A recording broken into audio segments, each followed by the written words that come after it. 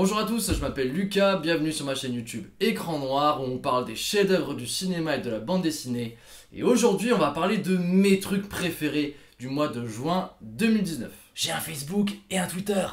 Alors ce mois-ci les gars, on commence avec l'animé de la décennie. C'est une œuvre qui va devenir totalement légendaire. C'est Shingeki no Kyojin, l'attaque des titans. L'attaque des titans, c'est l'histoire de l'humanité qui s'est réfugiée derrière des énormes murs pour se protéger d'une invasion d'énormes titans gigantesques qui sont hyper malaisants, effrayants, glauques. C'est une série qui va mêler de l'épique avec de l'horreur, avec beaucoup de retournements de situation. Moi j'avais beaucoup aimé la première saison, mais cette série, elle me met claque sur claque. C'est un chef-d'œuvre artistique de tout point. L'animation déjà est totalement ouf, mais l'histoire est si incroyable qu'elle prend une densité à chaque nouvel épisode.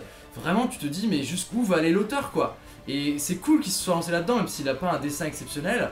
Parce que vraiment c'est un mec qui a des trucs à dire. C'est vraiment un manga qui se développe et qui devient quelque chose de nouveau à chaque nouvelle saison. Enfin l'ampleur que prend ce truc, c'est totalement hallucinant quoi. Et quand tu vois la première saison qui est déjà passionnante parce qu'il y a des intrigues, il y a des rebondissements et tout ça, tu peux pas encore t'imaginer ce que ça va être dans la saison 2 et la saison 3. Les musiques sont incroyables, le scénario est incroyable, on voit que rien n'est laissé au hasard. Chaque petite part de mystère aura sa réponse. Il y a des trucs qui sont au début du manga qui prennent un tout autre sens à la fin de la troisième saison parce qu'il y a des choses qui te sont révélées. Enfin, c'est vraiment complètement démentiel quoi. Le mec avait une hauteur de vue sur ce qu'il voulait faire. Tu vois que dès la première saison, il savait déjà en quelle direction ça allait aller. Et je vous assure que ça va tellement loin. C'est fou quoi. C'est une merveille, c'est pas simplement un délire un peu épique où il y a des humains qui se fracassent avec des titans, même si c'est passionnant. Mais vraiment, c'est une série qui m'a mis des claques de mise en scène, des choses que je n'ai jamais vues avant. Sans vous spoiler, il y a une scène à un moment, c'est une révélation du calibre de Luke, je suis ton père en Star Wars. Voilà, c'est ce niveau-là de révélation. Et en fait, pendant cette séquence importante, les personnages qui révèlent ça, ils le font en bord cadre, ils sont presque hors champ, la caméra s'intéresse plus du tout à eux, et c'est tout au bout du cadre, ils balancent ça en mode ah Luke, en fait, ah oui Luke, je suis ton père. Et la caméra se barre. Et toi, en tant que spectateur, t'as vraiment un choc en mode quoi? Quoi? Qu'est-ce que j'ai entendu? C'est pas possible! Attends, j'ai pas bugué, quoi? Et d'un coup, t'as tous les personnages qui se figent, t'as une espèce de tension qui se crée dans cette scène où vraiment, en même temps que les personnages, tu sais pas vraiment si t'as bien entendu ce que t'as entendu, et d'un coup, ça part au couille, t'as ton monde qui se froisse. Enfin, c'est génial!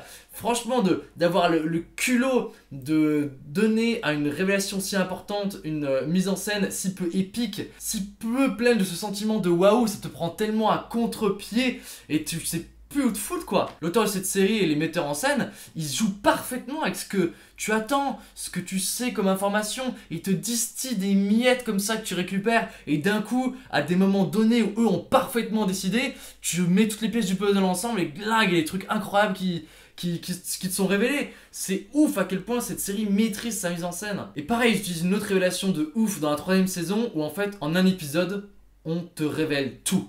Mais genre tout! Ce que je disais, c'est que t'as eu des miettes depuis le début de l'aventure, et là, c'est une cascade de révélations en 20 minutes d'épisode. Mais t'es tellement pas prêt, tu te prends coup sur coup, claque sur claque. Mais vraiment, je sentais le poids de tout ça me peser. J'étais accroché à mon siège en mode quoi?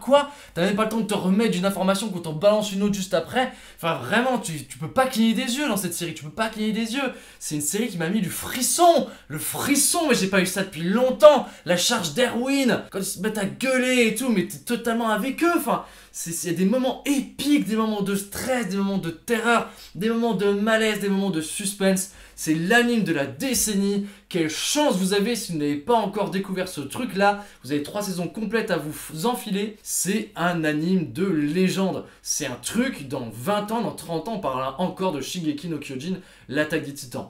Donc plongez-vous là-dedans si vous ne connaissez pas ça. Je vous promets que vous allez vous en prendre plein la tête. Ça va être une bonne découverte pour vous. Surtout si vous n'aimez pas trop le monde de l'animation. C'est vraiment par cette série-là que je vous inviterai à commencer. Ça va vous faire découvrir des petites pépites que vous pensiez qui n'existaient même pas. Là je sais que s'il y a un gros cliffhanger à la fin de cette saison 3, je ne pourrai pas m'empêcher, je vais devoir acheter le manga. Bon, donc ça c'était l'attaque des titans. Deuxième truc incroyable que j'ai vu ce mois-ci, c'était le film de Bong Joon-ho, Parasite, qui a reçu la Palme d'Or au Festival de Cannes. C'est génialissime. Pareil, c'est une démonstration de mise en scène. Sans vous spoiler, c'est l'histoire d'une famille qui sont très pauvres, qui parasitent tout le monde. C'est un peu des faussaires, c'est un peu dans le délire du film Affreux, ça les méchants, où ils vont essayer de grappiller de l'argent par-ci par-là, en arnaquant les gens, les doublant, en essayant de prendre les choses les moins chères. Et en fait, ils vont flairer un bon filon, ils vont essayer de se lier à une autre famille de gens très riches. C'est un jeu de dupes mais qui est maîtrisé à la perfection, où vraiment souvent le metteur en scène il vous met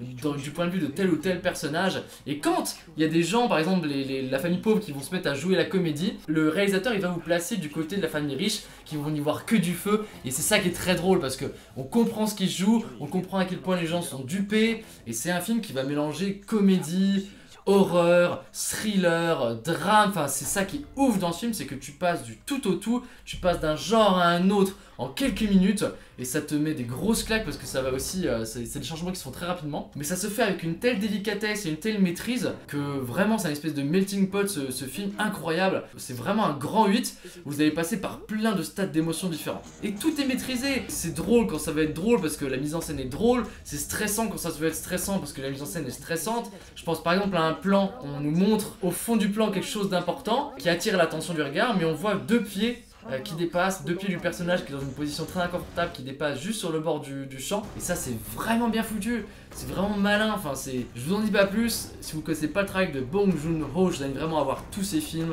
c'est chef-d'œuvre sur chef-d'œuvre, c'est un cinéaste qui a vraiment su en plus se renouveler. Alors Memories of Murder, c'est un des meilleurs films policiers au monde. Mother, c'est un thriller et un film policier aussi vraiment de très haute qualité. Le Transpersonnage, pour moi c'était le film de l'année, faut mettre le temps pour se mettre dedans, vous allez voir ça devient vraiment un chef-d'œuvre plus le film avance. Okja je suis un peu moins fan, mais voilà, enfin quand même c'est vraiment, c'est ce qui est fou avec ce réalisateur, c'est qu'il arrive à parler de choses tellement différentes d'un film à l'autre.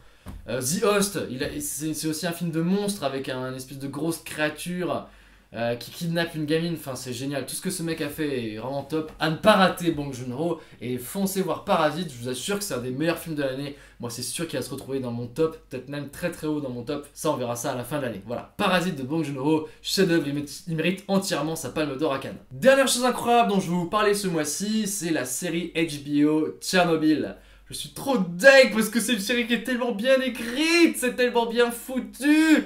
Comment ils peuvent autant rater Game of Thrones? C'est sur la même chaîne, bordel. Pourquoi vous prenez pas les scénaristes de Tchernobyl et vous les foutez pas sur Game of Thrones? Voilà, bon c'était une petite parenthèse rage. Il y a ma vidéo de Game of Thrones que je suis en train, j'ai fini de l'écrire. Faut que je la tourne maintenant, je vais bientôt la faire. Ça va être énorme, ça va être en 2 parties de 25 minutes je crois. Donc j'ai beaucoup de trucs à dire sur Game of Thrones. Bref, je reviens à Tchernobyl, série HBO incroyable. C'est vraiment comme ça que moi je connais les séries HBO, The Leftovers, enfin toutes les dernières, même la première saison de True Detective, tout ça c'est des chefs-d'œuvre de scénario.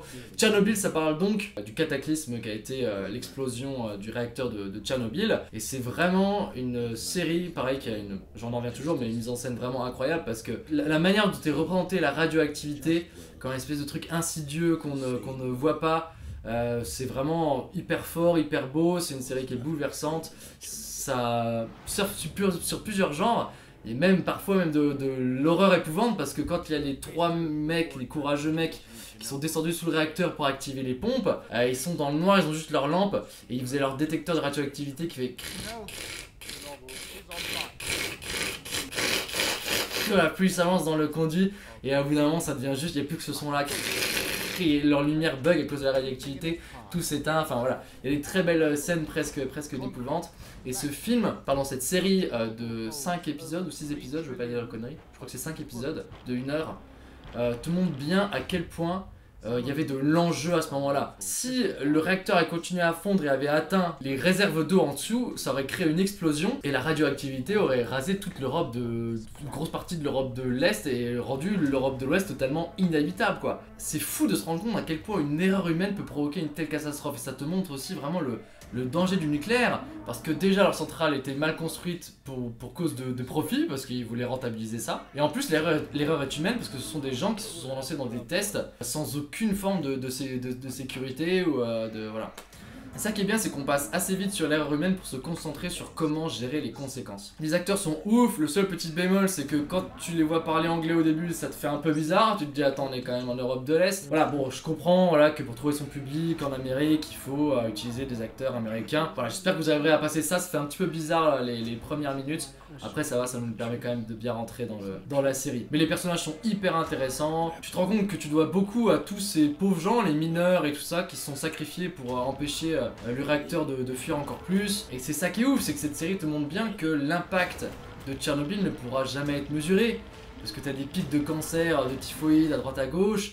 Mais le nuage de Tchernobyl, on sait que voilà, il s'est pas arrêté à la frontière française. Et comment on peut expliquer si un cancer que des gens ont eu à 50 ans était dû à Tchernobyl ou pas, on le saura jamais, voilà. Alors le bilan officiel dit qu'il y a eu 100 morts à cause de Tchernobyl, mais enfin c'est à rire de rire quoi. Enfin, personne n'y croit, hein. C'est évident qu'il y a eu bien plus de conséquences que ça. Il y a eu 100 morts immédiats, mais quand tu vois les oiseaux qui meurent immédiatement. Pour sauver vraiment la zone autour de Tchernobyl, il aurait fallu retourner la Terre sur 20 cm et l'ensevelir dans des fosses.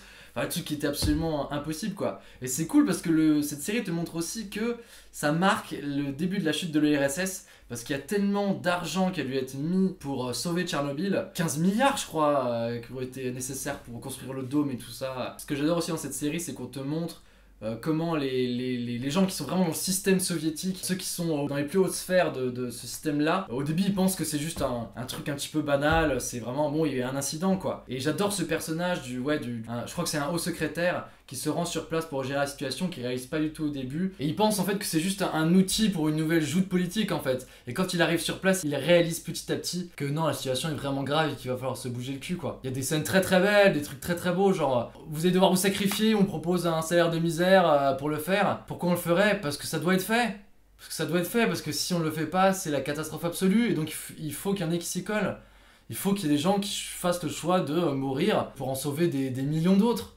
C'est très très beau, c'est très très fort. Cette série vous montre vraiment ce qu'a été Tchernobyl. Je vous invite vraiment à regarder aussi en parallèle un documentaire qui est disponible sur YouTube qui s'appelle La bataille de Tchernobyl, où on montre tous les moyens humains qui ont dû être mis en œuvre pour sauver Tchernobyl. Voilà. Bon après vous avez le droit de penser ce que vous voulez sur le nucléaire, mais c'est quand même une série qui te montre bien que si un jour il y a un avion qui vient s'écraser sur une centrale nucléaire, voilà, je me demande comment on peut régler la situation. Comme Fukushima, là, les centrales qui étaient au top de la sécurité. Est-ce qu'on peut toujours éviter les catastrophes naturelles et tout ça? Enfin voilà, c'est l'énergie nucléaire, elle est aussi effrayante qu'elle est impressionnante. C'est incroyable qu'on ait réussi à créer ça. Mais c'est vraiment aussi un truc qui peut être hyper effrayant et la série le met extrêmement bien en scène. Voilà, c'était mes trucs préférés du mois de juin 2019, j'espère que ça vous a plu. On se revoit très très vite pour le mois prochain et puis pour ma prochaine vidéo sur Game of Thrones qui va me demander beaucoup de boulot mais que je vais essayer de faire assez rapidement. Ciao les gars, à plus!